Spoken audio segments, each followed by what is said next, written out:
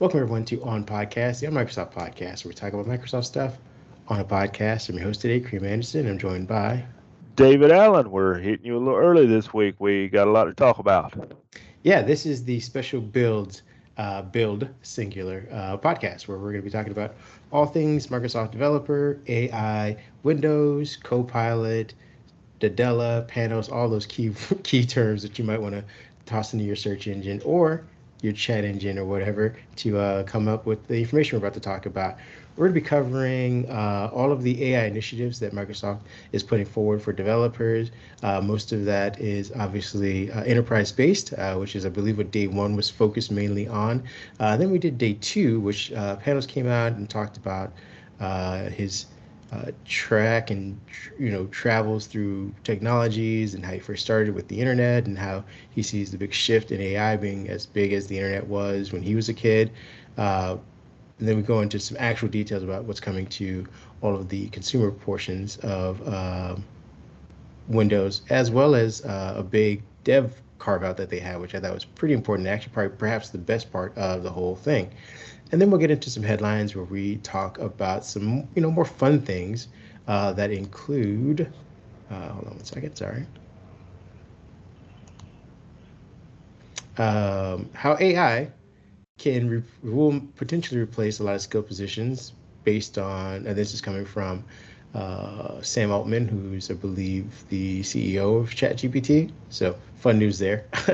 Microsoft overtaking Baidu as with Bing as China's top desktop search engine. So for over what is it, a billion people over there. So that's pretty impressive. We got issues with Microsoft Surface Pro X cameras, which is affecting everybody who owns one. So like 6 people are very upset. Microsoft Windows dropped an insider dev while Panos is speaking, so we can kind of go through some of those highlights and what's coming in the next few versions of Windows. And I believe that should round it up. And then we have a potential boycott for Xbox gamers as well. We'll get into the details on why that could be an issue for Microsoft going forward. With all that being said, let's get into our AI announcements and our recap from Build 2023. We're going to start off with Windows Copilot, which is, sorry, not Windows, sorry, my apologies. Microsoft 365 Copilot for ChatGPT. It'll have plugins. It'll include things for Teams message extensions and Power Platform connectors, which is a big thing that they, like I said, Satya kind of came out and talked about, and I believe he had two other Microsoft execs who followed behind him. His portion of the keynote was about, I don't know, 20, 25 minutes long. The whole first opening keynote, I think, lasted about an hour at the most. They covered, again, this is mostly enterprise stuff, where they covered extensions being a big thing for the entire platform. They're going to have a whole platform for licensing those as well. So if you are a developer, you could get your extensions licensed by Microsoft, I believe, where it could be used in a broader sense against for corporations that you may not have any specific ties in, but they may need to use your specific extension to get the job done for things. The extensions today are using Teams toolkits for Visual Studios, Visual Studio Code, and CLI, which again will function as the plugins for the 365 Copilot. But again, Copilot is just now a key term that they're using for their combination of ChatGPT and their own secret sauce of machine learning and large language models that they included for their own services.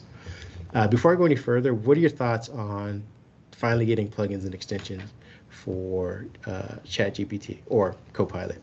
Well, being a web developer myself, I correlate this with I build WordPress websites, and I correlate this with WordPress plugins. And I remember back, early 2000s when WordPress come out, and it was just something you could write articles on, almost like a tablet type program. And then now we've got all these plugins for WordPress, and ChatGPT or Bing Chat, whatever you want to call it, has kind of been the same way. Right now, we've got just where you can ask questions, you can get responses. That's our main way of interacting with it. And I think when we start throwing these plugins in there, it becomes almost limitless to what we're going to see. In some ways, it's a great thing. In some ways, it's even a little scary. I've been thinking 5 years down the line or even 2 years down the line, developers work quick. And part of Build here was showing developers the easy way to do this and the tools that Microsoft is giving them to be able to do it. So I feel like in just maybe a year or two, we're going to be so much further ahead of where we are now. It's going to be awesome, but it's kind of scary to think how far we're going to go. No, I agree with you. Adding to some of that fear, here's another feature that they announced, which is the semantic index for Copilot, which is a mapping tool of users and company data. So again, this is more enterprise stuff, but it's going to help, I guess, automatically sort through a bunch of company information that people might need. It uses vector embeddings to capture semantics and similarities around content and users, enabling fast semantic searches across billions of items.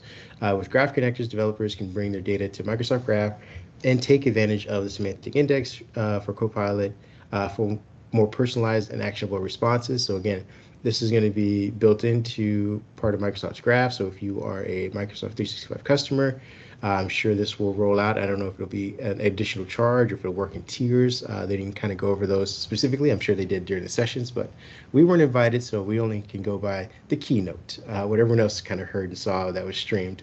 Microsoft also was now giving Copilot access to Dynamics 365 and Power Platforms stored in the Microsoft Dataverse, allowing Copilot responses to be grounded in business data. The feature is available to customers in the 365 Copilot Early Access Program. I think that started 2 days ago. So now that you know, run out and try it out. Furthermore, the Business Software Solutions Microsoft 365 Copilot is currently undergoing a private preview phase and will be integrated into Microsoft Edge browser for enterprise. In addition, the company will start affixing a watermark on AI-generated content produced by Bing Images, Image Creator, and Designer Tools. Again, they're just trying to make sure that they are being responsible with and transparent about where the image stuff is coming from and how it was made, because we don't want people running out there assigning images to companies or businesses or projects that it didn't license fairly. So those are some of just the specific commercial AI announcements. Again, there was a ton. We suggest you visit our website, or you can go to the Microsoft blog to get all of the enterprise AI stuff. But we're going to start getting into some of the more consumer stuff that we all enjoy, and that was also shotgun full of AI as well. Do you want to start off with something for us? Well, let's see. Let's see what we have here. We have Windows Copilot is finally coming to Windows 11. We had Panos Panay, Microsoft's executive vice president, unveiled that the company is getting ready to unveil Windows Copilot in preview next month, a tool to provide centralized AI assistance for all customers.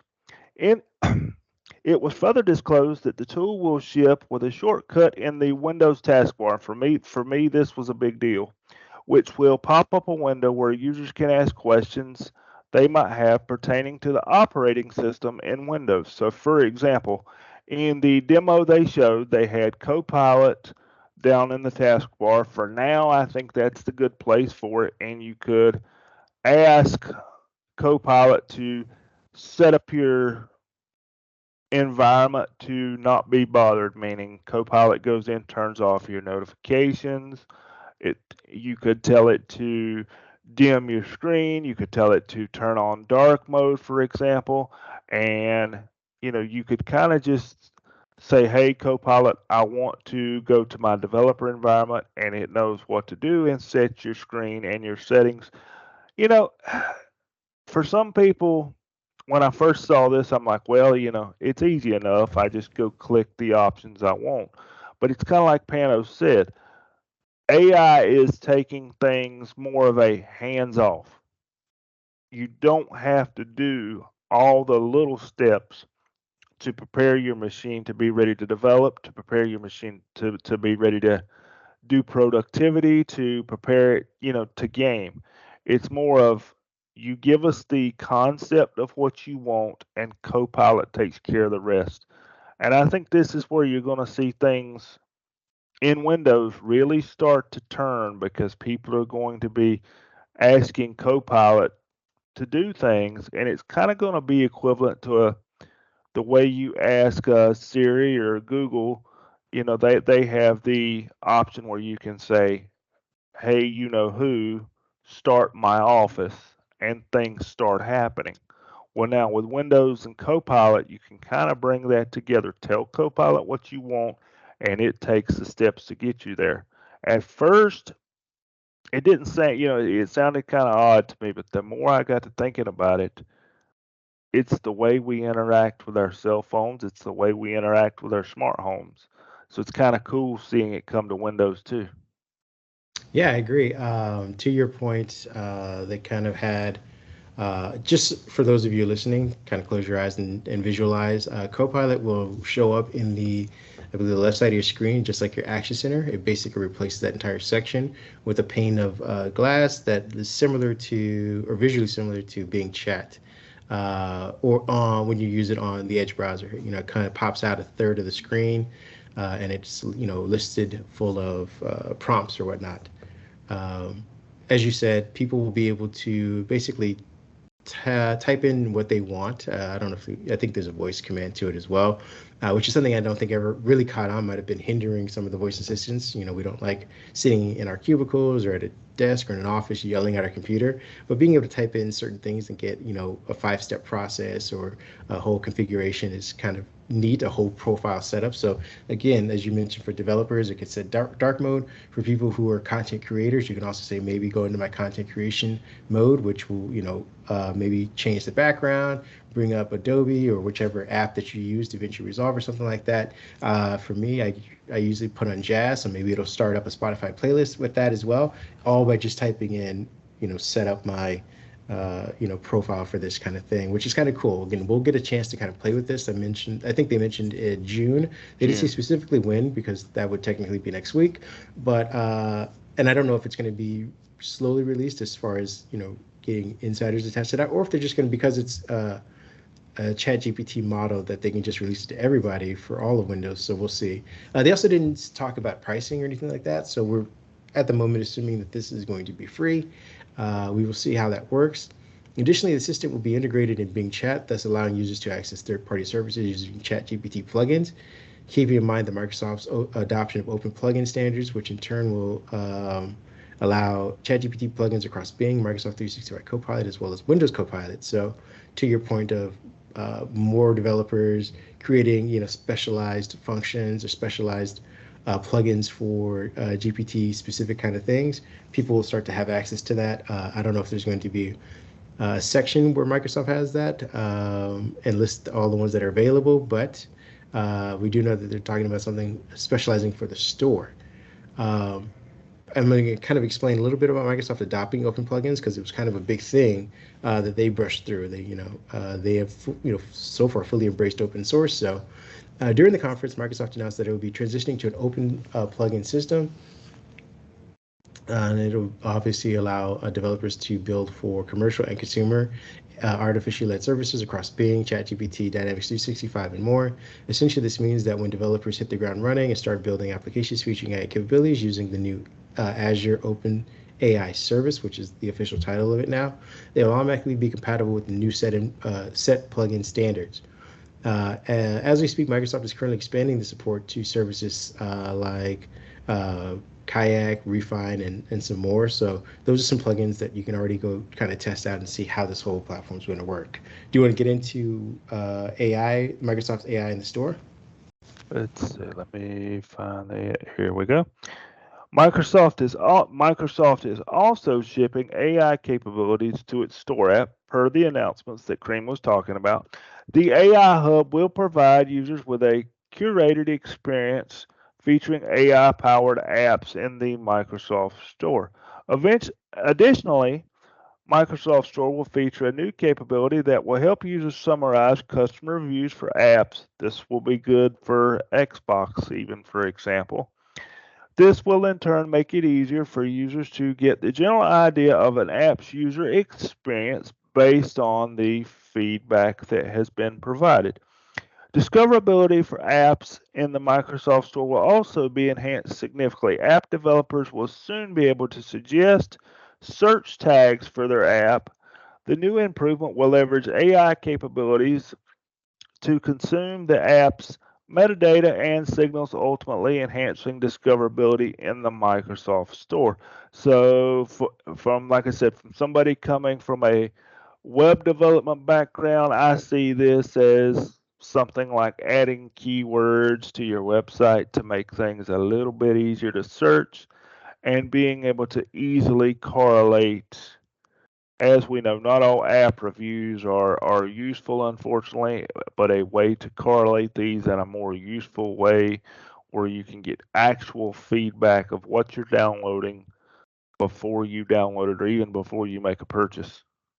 Yeah, it's a great summation of reviews. I believe that they can be start doing as well. So instead of reading each individual review, especially for an app that has 5,000 plus reviews or whatever, you'll get kind of the gist of what the app has. I don't know how they're going to weigh positive and negative feedback, so we're going to have to test that out. Obviously, if an app has more positive reviews, we'll probably have a listing of all that, but I want to see how they highlight some of the negative reviews in these summations. But to be clear, they're not making up the reviews. They aren't summarizing the app itself. They are just Right. coalescing a lot of the reviews that are already there, picking probably paragraphs or sections of each review and rewording it so that it, gives you a good gist of what the app is. Like you said before, you flop down $5 to $20 to $30 and whatever it is. Microsoft 365 Copilot will be integrated into Edge as well. I believe, and this is because obviously there's Office on the web, so they're going to be bringing this powerful platform to the web. Microsoft debuted Microsoft 365 Copilot in March, a tool designed to help people with generating emails, documents, and more. The tool is powered by OpenAI's ChatGPT 4 and ships with Copilot for Word, Excel, PowerPoint, and Outlook and Teams, and the Power Platform as well. And this week, the company announced that it was incorporating third-party plugin support into the tool. So that's kind of big for everybody because we've been talking about third-party plugins. It's interesting. They're so quick to incorporate third-party plugins for ChatGPT, but not for widgets. It's taken us That's almost 2 years to get widget plugin stuff. that was what was, not to get off the subject here, Yeah, but no, of that's what course. really got my attention yesterday when we, I guess about three-quarters the way through the presentation, they started talking about widgets. And after we had just talked about plugins, and I'm like, the two should go together here. We've been begging for plugins, for widgets for a long time, and we've even been begging to be able to place the widgets where we want them. And it seems like just getting to, look how quickly we're throwing things into AI and hooking things into Instacart, hooking things into Wendy's, and hooking things, here. But we just can't get it yet on the widget screen. I Don't you just, dare touch the widgets.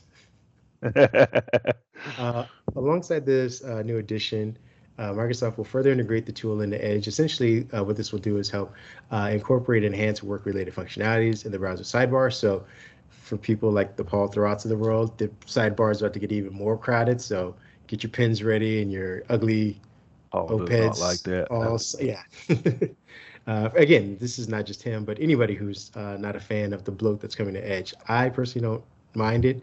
You can always hide the sidebar, but we'll see how it works for performance. Because again, third-party plugins could potentially be resource hogs. So Microsoft's got to be careful with how they integrate all of this and what their standards are or the thresholds for resources used in Edge. Because the last thing you want to do is attach a third-party plugin and have it tank the entire Edge browsing experience. And now you have people saying that Edge sucks just as much as You Chrome don't does. you don't want Edge to go back to what now Chrome has gotten better in the last couple of years with Yeah, it its. was kind of a Yeah, you don't want Edge once we add all these AI plugins in and we start making these choices. We don't want Edge to go back to what Chrome was even just a couple years ago. exactly bingo. And while this tool is still in private preview, Microsoft recently unveiled a paid early access program. So if you got the dollars, you can jump in. They started earlier this month, that's gathering more user access to the tool, which will in turn, obviously help them reshape whatever they're going to do, generally speaking. Microsoft also announced Edge for Business within the Edge browser in preview for the managed devices. The new experience is powered by Azure Active Directory, AAD, and is designed to mitigate issues that arise when it comes to hybrid work by separating personal and work browsing. What's our last section of integrated stuff? see what we have here. I have Windows becoming more appealing to developers and AI. Mm-hmm. Let's see, we have it's very apparent that Microsoft has been busy at work making efforts to provide a suitable environments for developers across the ecosystem, particularly in Windows during Build 2023. The company further affirmed commitment to its cause with AI capabilities. Microsoft announced notable additions coming to Windows 11 for developers like the Onyx. I'm gonna pronounce that as Onyx Runtime for the hybrid AI loop and Dev Home. The company further indicated that it's working toward enabling hybrid AI loop in Windows 11 via Onyx Runtime. As such, it is possible for third-party developers to make use of the same tools leveraged by the company's high-ranking engineers to run AI across Windows. Now, get this: Windows, iOS, Android, and Linux. So right there for me is kind of a step because this was something I was going to bring up when we got to the end of this particular headline.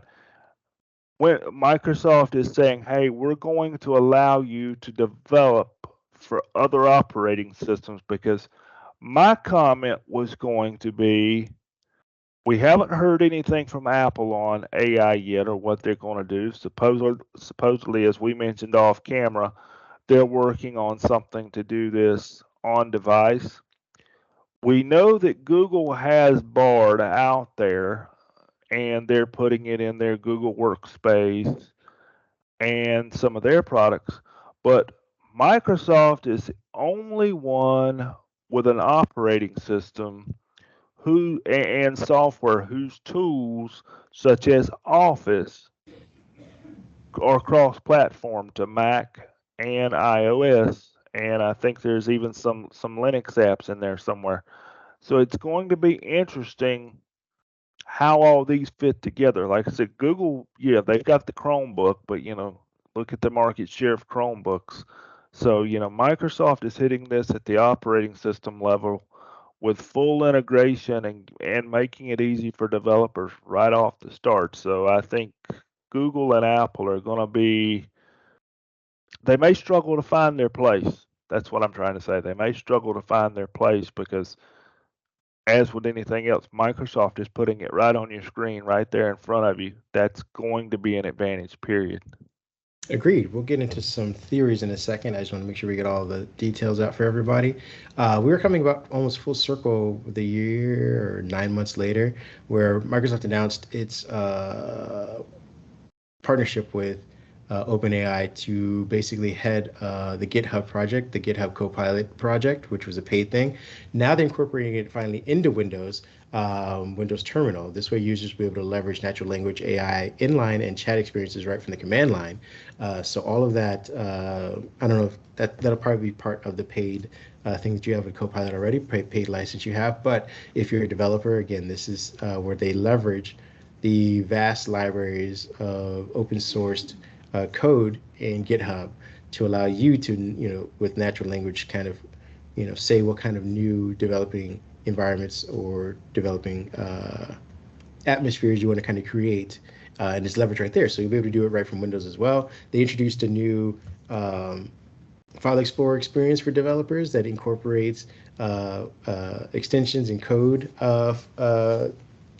areas that will be specific again for developing, which I thought was pretty cool. This is part of what we were mentioning earlier about the whole presentation of AI and the way that they kind of did it this year, where they had Satya come out day one and a bunch of executives.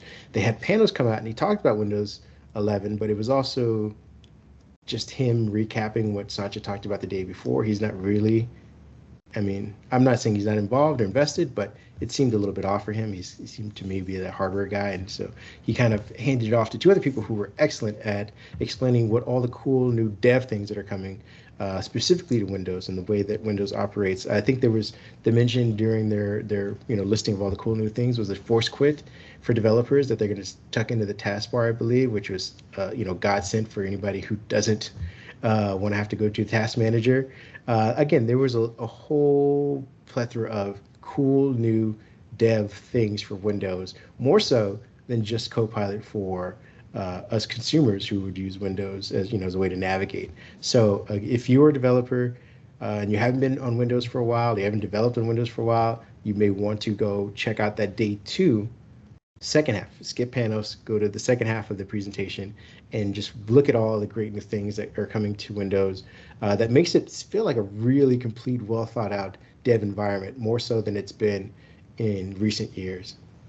I think this is the biggest step forward for Windows and developers in general that we've seen in a long time. I know in years past, not to down Build, but some people have called Build a snooze fest, and I have felt that way.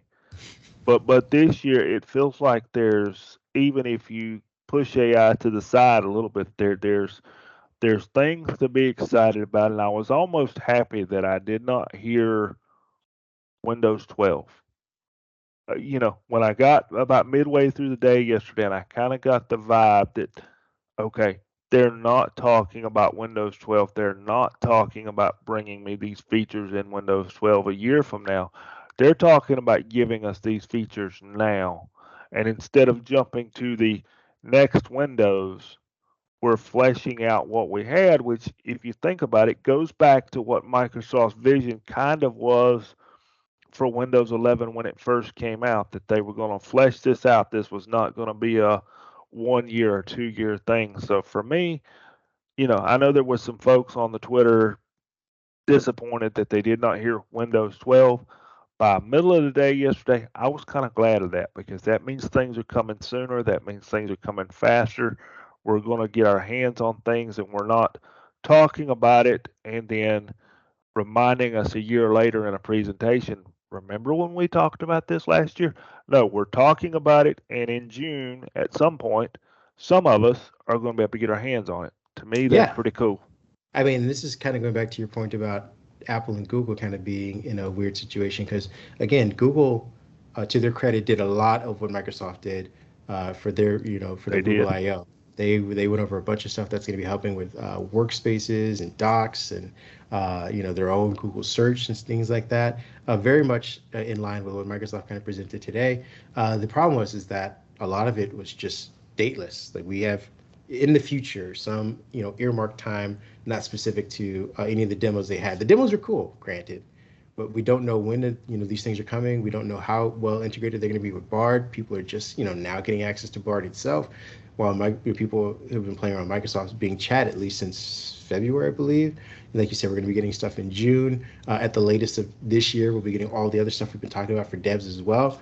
But for people who are working or waiting for Google, they don't know. I presume maybe they mentioned it in the sessions, and we just haven't had anybody come out and talk about it. Apple is nowhere on the map for this, and you and I talked about this off mic. This is probably perhaps because of their staunch position on device and privacy. It's kind of hard to leverage a lot of this AI stuff on devices, especially because they're very resource intensive. I don't know, maybe the next M3 powered iPhone will be able to do this kind of stuff with some specialized chip, and they can do it on device, and they'll have caught up to everybody. But as of right now, the way that they position themselves, I don't know how they're going to train a model with their sort of limited user base when it comes to at least Mac OS. Now iOS is vast and billion users, but again, that's all device operated.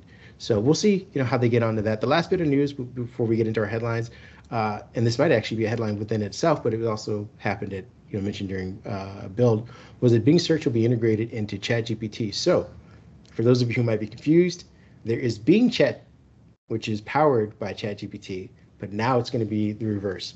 ChatGPT, which is owned and created by OpenAI, will now leverage Bing Search as the default search engine. So anybody who's going to be using any versions of ChatGPT going forward in the future will now be subject to Bing Chat.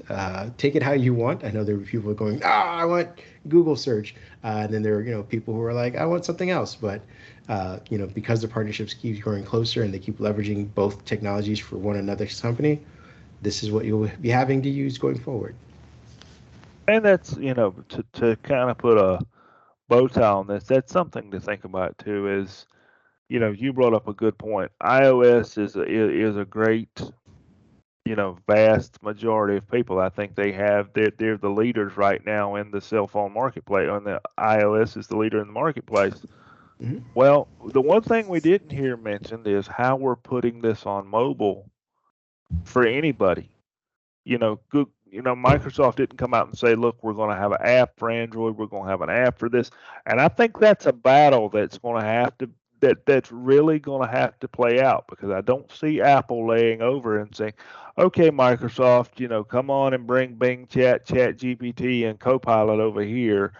But at the same time, I don't see Google laying over and saying, "Okay, Microsoft, we're not going to put Bard on our stuff." No, of course not.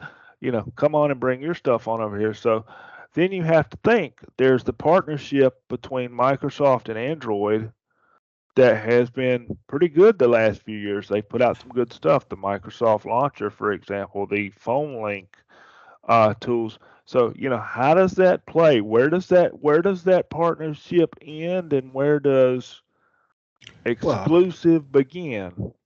this is like spies in World War II. Basically, what Microsoft is doing, and I think you and I both can attest to this, is that they are building it into Edge, and Edge will be a Trojan horse for their Bing Chat efforts. They're not. I don't know if they're necessarily going to have an app because they can't leverage the system UI in order to make it as robust as it needs to be. So you're not going to have here's your Bing Chat that will take over or functions of your Android phone. Instead, what you'll have is something embedded in. I believe it's already there now in SwiftKey. It's Yeah, it in is. It Edge. is in SwiftKey. So you're going to be able and it'll probably come to all of the Microsoft apps in the Microsoft 365, app collection. So you'll have it embedded in Microsoft Things. So if you're a Microsoft user on a Samsung phone or something like that, there will be versions of chat Microsoft 365 chat somewhere in there. Some GPT somewhere in each one of those apps. That's the only way Microsoft can do this. Now, as far as Google's concerned, again, they have their own platform, their own phone, so I'm sure they're going to incorporate Bard into, the same way we were just talking about how Copilot's coming to Windows, where you can tell it to kind of do stuff. You'll probably be able to do that pretty soon with Bard. Maybe Android 14, 15 will have it where when you get to set up your phone, you basically will have a prompt saying, "Would you like to set it up the same way you had your last phone?" You will probably have profiles as well. Would you, sort of like what Apple already currently has, where they have a work profile and a a casual profile. You probably have the same thing going forward with Android as well, and it'll all be powered by Bard, and it'll probably leverage a lot of its own system apps like Maps to, you know, start embedding things into, uh, you know, their docs, their sheets, or whatever, or vice versa. Maybe in chat or whatever, you'll be able to kind of pull things out of certain other apps, and just use the Bard platform to kind of navigate all that stuff. So that's, I believe, how they're going to do it on mobile. But to your point, I don't know how Apple's going to do any of that just yet. But we do have the developer conference coming up in about 2 weeks, I think it is. So we I have a haven't seen lot. I haven't seen any leaks yet, but I've been looking for them, man. But we also know that Apple's hush hush on a lot of things, and they do surprise you sometimes. Right now, I think they might be purposely leaking out that VR headset that they keep leaking info about to I cover something else up. Well, I think it's to their detriment, to be honest with you. And we'll get into headlines in a second. Sorry for those of you waiting. But one last point is that Apple, I believe, is catching up to the metaverse talk of last year. Not to say that they're not working on, some version of AI for, their operating systems. They're probably, like you said, they're always quietly working on it. Maybe they are, a year or two behind Bard and Bing, but they will catch up. I don't begrudge them that. They will have to use somebody's cloud services like AWS or Azure or something like that in order to get the language learning models enough information that they need. But with this, push for this headset, I just feel like everyone else has kind of not dropped it, but at least cooled on the idea of the metaverse and the need for AR and VR, because we're all kind of going hybrid back to work or full back to work or whatever like that. So this idea of a headset feels like it's would have been great last year when everyone was talking about headsets. But now that, I believe Facebook is still dropping 10 million or losing 10 million for that project, and Microsoft is, all but shuttered HoloLens, and Magic Leap is somewhere in the background. Like there's this whole headset stock is quieted down, and Apple's like, "Hey, guess what, everybody? We're ready to play," and everyone's kind of leaving the party. But we will discuss Apple when it's Apple's time. Now let's get into our headlines. Alrighty. All right. Let's see. I'm just going to jump right in here, folks, if that's okay. We have advanced that we're going to do one more about AI, then I promise we'll drop it for the rest of at least my headlines here. We have advanced AI could replace skilled professionals within a decade, says Sam Altman. Sam Altman is the CEO or the one that runs the show with OpenAI. So basically what he's saying is we're moving so fast, and I agree with this, and this is partly the reason that I picked this for a headline. We're moving so fast that Sam says we could be replacing people with AI within a decade, but I don't think it's going to take a decade. I think it's going to happen within the next 2 to 3 years, unless we get caught up into some legal mumbo jumbo with AI and privacy and how things are displayed, because that's something that's not been talked about. What if somebody's review is over top of somebody else's? I think there's still going to be some legal things that AI has to go through, but if we don't get tangled up in that and we keep up at the current pace, I hate to say it, I'm afraid people are going to start losing jobs because AI is smart enough to take their place. But then again, like we discussed last week, if and when that happens, it will be just like computer science and programming and the internet was back in the late 90s, early 2000s. We're going to have people training and retraining themselves to run, program, manipulate this AI. So there's going to be a whole other job, group of jobs out there for people to get. But it is scary to think that we could be just a few years away from, walking into that McDonald's or that store or whatever that's just AI powered. And, maybe there's somebody there just watching over things, making sure AI does what it's supposed to do. But it's scary to think about. For me, it's a bothersome thing. It is, but I think we should also put in perspective that AI will not be taking anybody's job anytime soon for a myriad of reasons. What will be happening is that businesses that are comprised of people will be making choices to use AI over people. So before anybody starts coming out with the pitchforks and trying to, jam them into computers and, burn microchips, things like that, understand that it is your business, your executives, things like that, people who want to maximize profit and efficiencies that will be choosing AI over people. So with that being said, we all need to be aware that that's the reality we're getting into. You're not losing your job because AI is better than you per se. It's because it's a way for businesses to maximize profit, generate greater revenues, and create efficiencies that prove, the reason why they're in those positions to make those decisions. And to your point, I also fear that a lot of people are going to be rushing to do that. And I feel like there will be an ebb and flow. People will rush to do it and realize that AI is good at menial tasks. It's not good at, creative tasks. And it's not good at quantitative thinking of a certain nature that humans can. So we're gonna have a bunch of people rush in and say, okay, well, we tried to replace them with this. It didn't quite go as well as we thought it would. So we'll have to hire back a few people and work in tandem, mix in tandem, kind of like how you have, unfortunately, the Walmarts where they have the self-checkout, but they also have people at the counter because there are questions, there are certain circumstances that these rigid AI models will not be able to think outside of in order to accomplish. So just be aware of that, people, as we move into this new uncertain AI future. is emotionless. Remember that. AI right now is emotionless. And there's a lot of jobs that require that emotional aspect to Empathy and understanding. Yeah, empathy to convey messages to get things done. So, keep that in mind. We're not talking about the Jetsons here where Rosie the robot is talking to you in the same, tone Although I and did in the love same Rosie. way. I like Rosie had some emotions. Yes, I did. With that being said, let's get into Microsoft doing something great with Bing in China.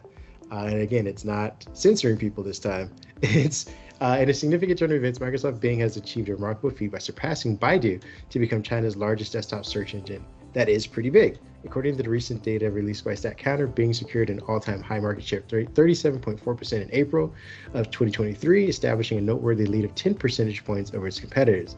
The decline in Baidu's market share to 27.01 has paved the way for Bing's ascent to the top position. Following Bing and Baidu in the rankings are Sogou, Sogou at 16.36, Yandex at 7.5, which I believe is Russian, Haosao in 6.25, and Google at 5.2, respectively. And again, I don't think Google's officially in China, so that makes more sense why they're at 5.2, but I believe that Bing is officially, which is pretty good. So again, their market is vast. There are over 1 billion people in China, so that's good for them. Again, as far as we just hope that, when it comes to censoring what's in the search engine itself, that Microsoft doesn't do it or doesn't do it as often, and that people have access to the same sort of search results across the world as everyone else. It's all about keeping it fair, and I know countries have different regulations and different people in charge, but I'm all for people having equal access to information and equal opportunity for information, no matter what country you're in. Yeah. And if you're just kind of wondering how it happened, it's again part of Bing's success is being attributed to the deep integrations into a wide range of Microsoft products and services.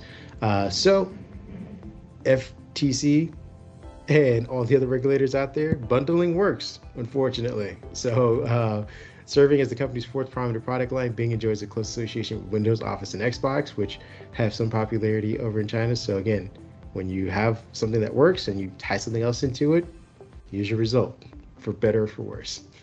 What's our next headline?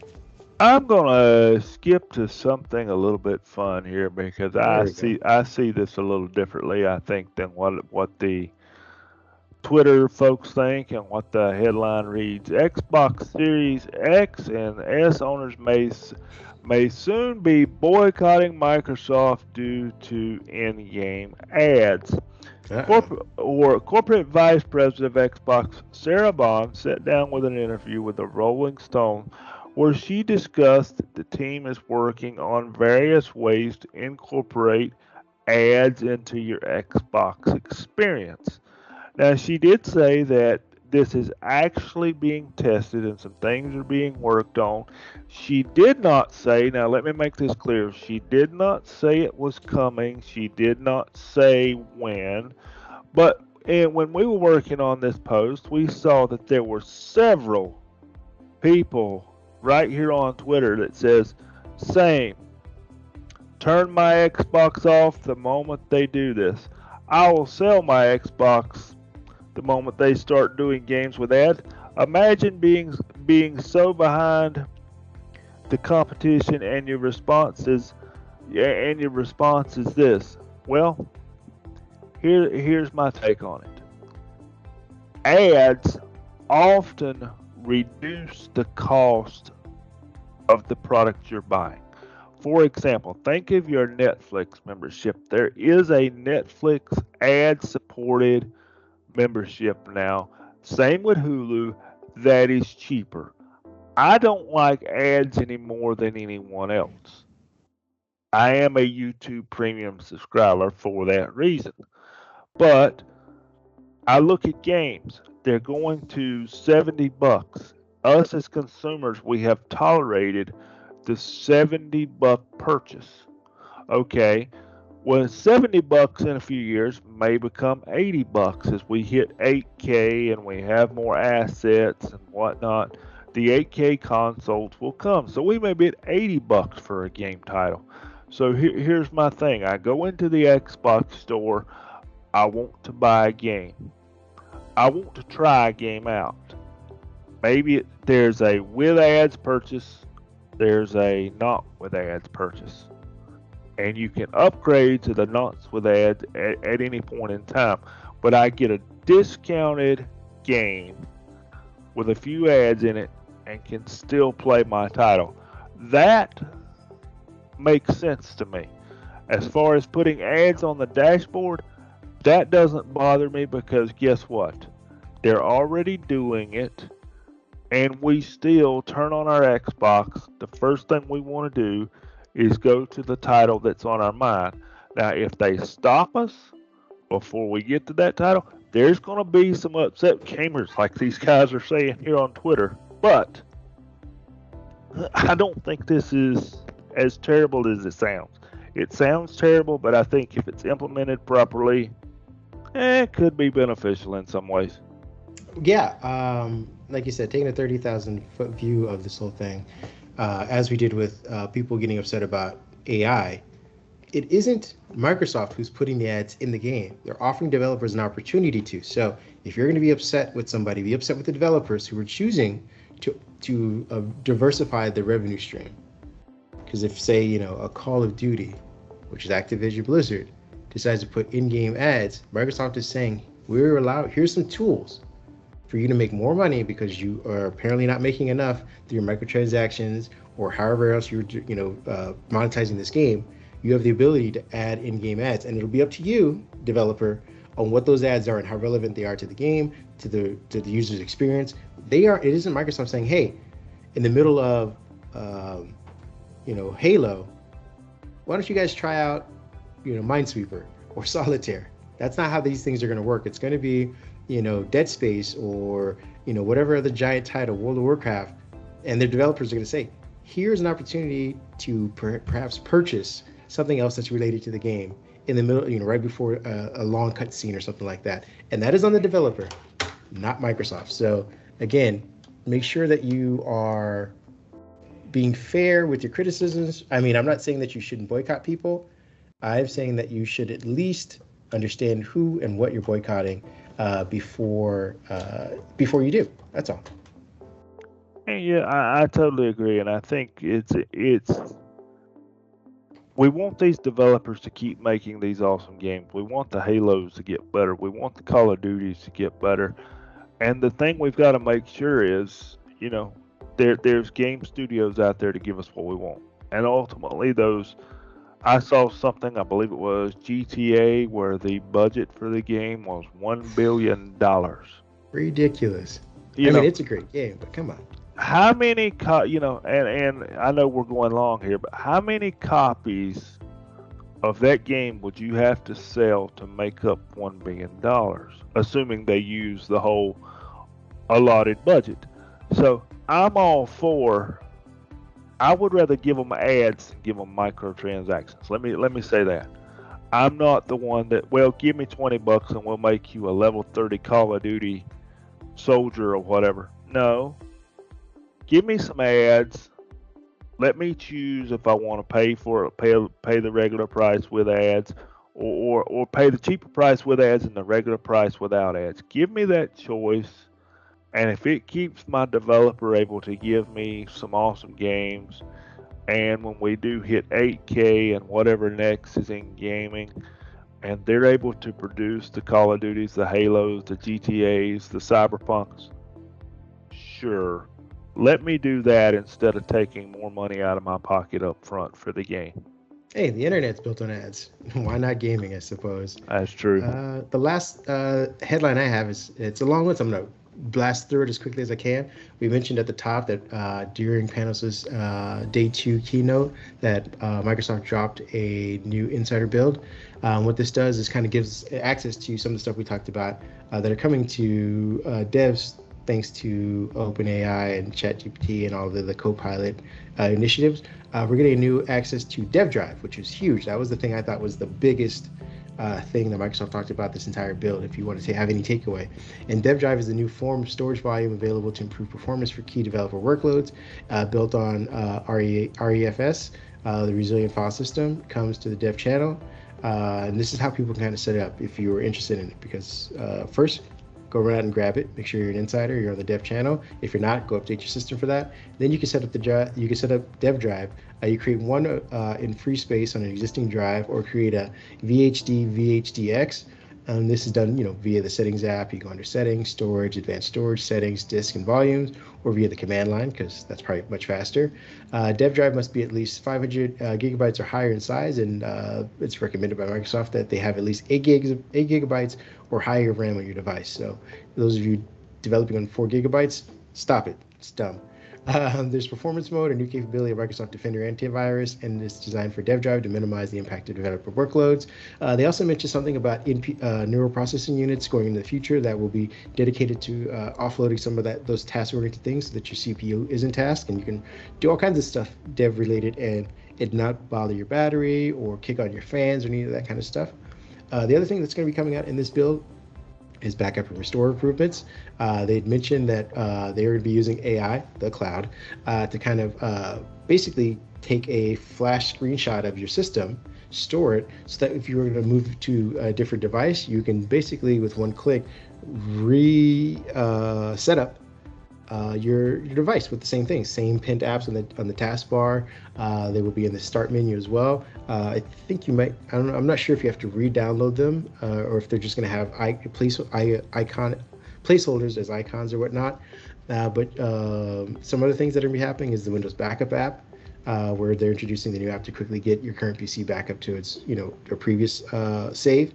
App pins, which we just said that they'll be in your taskbar, and settings, which will all be restored from your previous version. So again, this is just going to make, for those of us who review devices, much easier. For those of you who, maybe use one device at home, another device at work, and another device on the road, you'll be able to kind of keep all that stuff organized without having to take time to re-download or or move or copy paste information or settings to the new device. The next thing we have is new text authoring experience and voice access. For those of you who use accessibility features, this voice access thing extends to stuff like Word, I believe, or any type of thing that you're spell checking. You'll be able to just say correct text, which is kind of great. So if you see the little squiggly red lines, you can say with your own voice correct text, or correct that, which is more colloquial, I suppose, for those of us who aren't proper English speakers. And you'll be able to do that to dictate, changes on the task window. You can also say, click number to select any options from the list. So when they say, hey, were you trying to spell this? They will give you 3 or 4 options. You can say, click option 2. That's the one I was trying to spell. It's really hard to spell privilege, or I don't know, what's another specialty or something. I don't know, whatever word you're having difficulty with. The other thing we'll be having is the taskbar and system tray is getting an update. They're going to be bringing early access versions to, I guess, what they say is the most requested feature of Windows 11, which is the never combine mode. I didn't think it was a big deal, but apparently if you were stuck, in the mindset of Windows 7, this is coming back for you. So when you have, instead of using icons as I normally do, people use the entire taskbar to say exactly what the app is. It'll have an icon plus, a row of text that says, hey, this is Microsoft Store, this is the File Explorer. And I believe in Windows 8, I believe Windows 8 and 10, you're able to combine those so that you would have like if you were combining, say, versions of Excel docs, open Excel docs, they usually be able to kind of just hover over the icon and see them split out. But some people in the taskbar wanted to say what each one of those things are, and so you can go into settings and kind of manually initiate that. Those are some of the big things. There are some other fixes. There's some testing out of the new File Explorer system that's coming, which will give you access to some Copilot features, some collaboration features. I think we've talked about this a couple weeks ago. Again, these are being A/B tested in the dev channel as of right now, so if you don't see it or have it, don't worry. But that's some of the new features coming from the new insider build that came out yesterday. So run out and grab that. Windows is getting better and better. The one thing that I think we could argue over right there is it's nice to see backup and restore improvements getting better, but I still want to see something equal to Apple's Time Machine, to where you can image a device and recover, parts, files, individual files, etc. That would be nice to see. Maybe one day we'll get that.